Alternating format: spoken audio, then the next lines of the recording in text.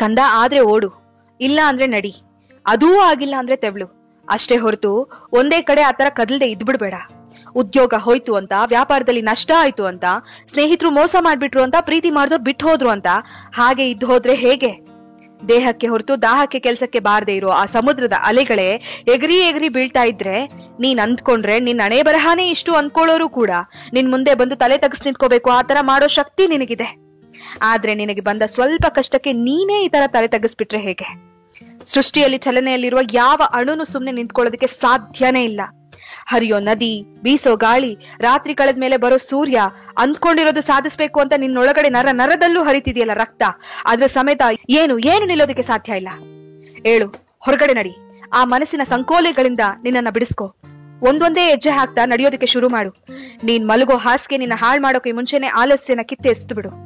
ನಿನ್ನ ಆತ್ಮಸಾಕ್ಷಿ ನಿನ್ನ ಪ್ರಶ್ನಿಸುವ ಮುನ್ನವೇ ಉತ್ತರ ಏನು ಅಂತ ಕಂಡ್ಕೋ. ನಿನ್ನ ನೆರಳು ನಿನ್ನ ಬಿಟ್ಟು ಹೋಗೋಕ್ಕೂ ಮುಂಚೆನೆ ಬೆಳಕಿಗೆ ಬಂದ್ಬಿಡು. ಮತ್ತೆ ಹೇಳ್ತಿದ್ದೀನಿ, ಕಣ್ಣೀರ್ ಹರಿಸಿದ್ರೆ ಅಲ್ಲ, ನೆತ್ತಿ ಮೇಲೆ ಬೆವರ್ ಹನಿ ಚಿಮ್ಮಿದ್ರೇನೆ ಚರಿತ್ರೆಯಾಗಿ ಉಳಿಯೋದು.